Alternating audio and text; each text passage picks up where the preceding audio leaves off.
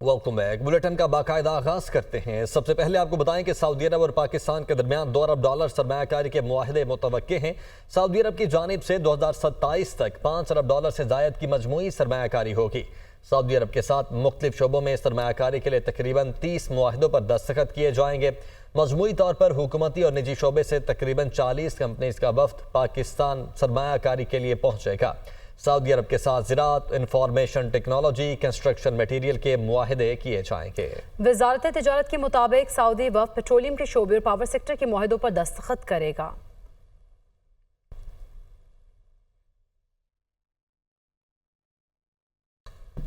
हुकूमत का मुल्क के तवानाई शोबे के इस्लाहात के लिए बड़ा इक़दाम। पाकिस्तान में बिजली की पैदावार और ख़रीद के लिए इंडिपेंडेंट मल्टी प्लेयर मार्केट बनाने की मंजूरी। इस निज़ाम से बिजली के सारिफिन को तकसीम कर कंपनीज के अलावा दीगर सप्लायर से बिजली खरीदने की सहूलत फराहम हो सकेगी। वज़ीर आज़म शहबाज शरीफ की ज़ेर सदारत काबीना कमेटी बराए तवानाई का इजलास। कहा, पाकिस्तान के बिजली शोबे के इस्लाहात के लिए तरजीही बुनियादों पर इक़दाम कर रहे हैं। बिजली शोबे में चोरी और नुकसानात को कम करने के लिए इक़दाम तेज़ और मौसर बनाए जाएं।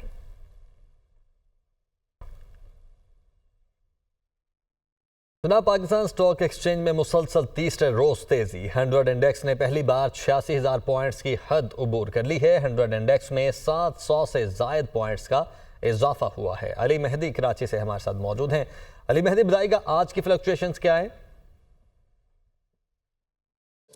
जी, स्टॉक मार्केट में आज भी मुस्बत रुझान है और रोज़ाना स्टॉक मार्केट में नए लेवल्स आ रहे हैं। आज भी इंडेक्स जो है 86,000 की तारीखी बुलंद तरीन सतह तक पहुंच चुका है। इंटरडे ट्रेडिंग में इंडेक्स ने 750 पॉइंट्स के इजाफे से 86,400 का लेवल भी मेंटेन किया है।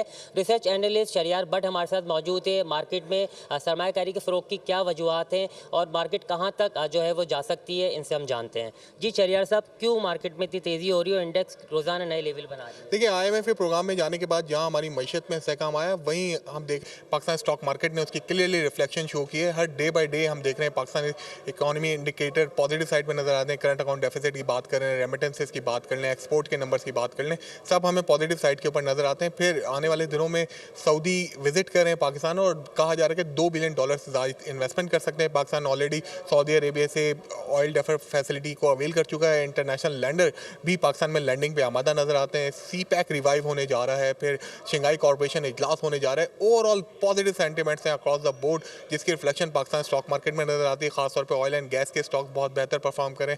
इन्फ्लेशन नीचे आने के बाद इंटरेस्ट रेट आने वाले दिनों में कम होने की उम्मीद है, जिसके बाद सिक्लिकल स्टॉक बहुत बेहतर परफॉर्म करें।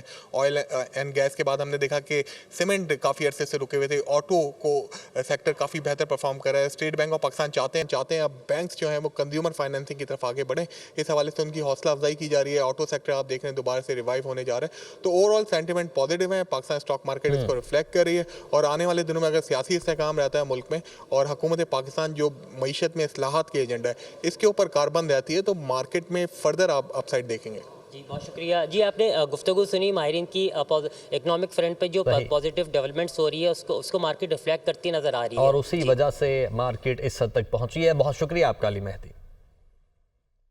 इस्लामाबाद में बानी पीटीआई के एहतजाज में तोड़फोड़ और जलाओ घिराव के मुकदमात का मामला। पुलिस ने बानी पीटीआई को नामजद मुकदमात में शामिल तफ्तीश करने का फैसला कर लिया है। बानी पीटीआई के खिलाफ मुकदमात को यकजा करके शामिल तफ्तीश किया जाएगा। बानी पीटीआई से तफ्तीश के लिए Islamabad police team Adiala jail जाएगी। पुलिस ने एहतजाज के दौरान तहवील में ली गई KP की सरकारी गाड़ियां भी रिकॉर्ड का हिस्सा बना दी। पाकिस्तान में बहुत से काम बगैर आइन और कानून के ही हो जाते हैं। मैंने हल्फ आइन की बालादस्ती और अमल दरामद का उठाया था, अदालती फैसलों का नहीं। चीफ जस्टिस पाकिस्तान काजी फायज ईसा के डैम्स फंड्स केस में रिमार्क्स। इस्तफसार किया, क्या डैम्स फंड्स प्राइवेट बैंक्स में मार्कअप के लिए रखे जा सकते हैं? सुप्रीम कोर्ट ने वफाकी हुकूमत और वापडा से मुआवनत तलब कर ली है। एडिशनल ऑडिटर जनरल ने कहा, सुप्रीम कोर्ट डैम्स फंड्स की रकम अपने पास नहीं रख सकती। चीफ जस्टिस ने रिमार्क्स दिए, जब सुप्रीम कोर्ट में अजीब व गरीब चीज़ें हो रही होती हैं उस वक्त कोई एतराज़ नहीं करता। आइन और कानून के बजाय अदालती फैसलों को फौकियत नहीं देनी चाहिए। लीगल एडवाइजर स्टेट बैंक ने कहा, डैम्स फंड में इस वक्त 23 अरब रुपए से जायद रकम मौजूद है। फंड में आने वाली रकम 11 अरब जबकि उस पर मार्कअप 12 अरब रुपए से जायद है। चीफ जस्टिस ने इस्तफसार किया, मार्कअप कौन अदा करता है? एडिशनल ऑडिटर जनरल ने जवाब दिया, मार्कअप टी बिल्स के जरिए हुकूमत अदा करती है। डैम्स फंड की मुकम्मल तहकीकात की हैं, कोई खुद बुर्द नहीं हुई। सुप्रीम कोर्ट में डैम्स फंड केस की समाअत जुमे तक मुलतवी कर दी गई। चीफ जस्टिस काजी फायज ईसा की सरबराही में 3 रुकनी बेंच ने समाअत की।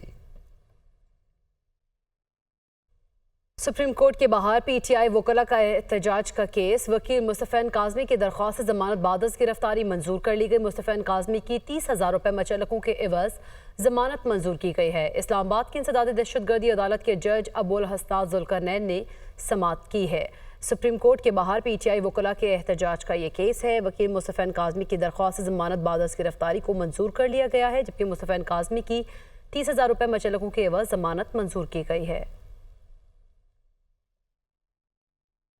मखसूस नशिस्तों के फैसले पर अमल दरामद करवाने के लिए दरखास्त पर समाअत। लाहौर हाई कोर्ट ने इलेक्शन कमीशन से रिपोर्ट तलब कर ली है। अदालत ने रिमार्क्स दिए, पीटीआई, पाकिस्तान पीपल्स पार्टी, नून लीग समेत दीगर सियासी जमातों को नोटिस क्यों नहीं मिले? फ्री कैन के दुरुस्त एड्रेस क्यों नहीं साथ लगाए गए? दरखास्त पर समाअत 21 अक्टूबर तक मुलतवी कर दी गई है, जबकि जस्टिस राहील कामरान शेख ने शहरी मुनीर अहमद की दरखास्त पर समाअत की। बिलावल भुट्टो कहते हैं, अदलिया एक ऐसा इदारा है जो दूसरे इदारों की हद में जाकर काम कर सकता है। अदलिया दूसरों को कहती है कि हमारे इदारे में मुदाखलत न करे। उनका मजीद कहना था कि जस्टिस काजी फायज ईसा और जस्टिस मंसूर अली शाह की इज्जत करते हैं। मुझे जस्टिस मंसूर अली शाह पर एतमाद नहीं कि वो सुप्रीम कोर्ट के दूसरे जजेस को कंट्रोल कर सकेंगे। also believe that कि काजी साहब के होते हुए ये हो जाए तो बेहतर है, because you have countless times said कि मुझे उतना ही यकीन जस्टिस मंसूर अली शाह साहब पे भी है। जस्टिस फायज ईसा साहब के दौर में ये पहली दफ़ा हुआ कि जैसे सदर ज़रदारी ने अपना इख्तियार पार्लियामान को डिवॉल्व किया, तो चीफ जस्टिस फायज ईसा की सूरत में हमने ये पहली दफ़ा देखा कि एक सिटिंग चीफ जस्टिस अपना इख्तियार छोड़ के दूसरे जजेस के साथ वो इख्तियार शेयर करता है। रिवर्स कर दिया ना सर, कि ये पार्लियामेंट की मैंने we'll get on to that, I didn't reverse anything, but I don't have the confidence that Mansoor Ali Shah Sahab will be able to control the other judges on his Supreme Court. Islamabad के तीनों हलकों में tribunal की तब्दीली से मुतालिक case की समाअत। रुकन कौमी असम्बली अंजुम अकील ने एक बार फिर ट्राइब्यूनल जज पर अदम एतमाद का इजहार कर दिया है। आमिर मुगल के वकील फैसल चौधरी ने 2 बार जवाब जमा कराने के लिए वक्त मांग लिया। इलेक्शन कमीशन ने आमिर मुगल को जवाब जमा कराने के लिए 17 अक्टूबर तक मोहलत दे दी है। इलेक्शन कमीशन ने इस्लामाबाद ट्राइब्यूनल तब्दीली की दरख्वास्त पर समाअत 17 अक्टूबर तक मुलतवी कर दी है। इस्लामाबाद के तीनों हलकों में ट्राइब्यूनल की तब्दीली से मुतालिक केस की समाअत हुई। मुल्क में नए सूबों का क्याम नागुज़ीर हो चुका है। दुनिया न्यूज़ के सर्वे में अवाम ने इस बात का इजहार किया है कि नए सूबों का क्याम पाकिस्तान में बेहतरीन हुक्मरानी और तरक्की के लिए ज़रूरी है।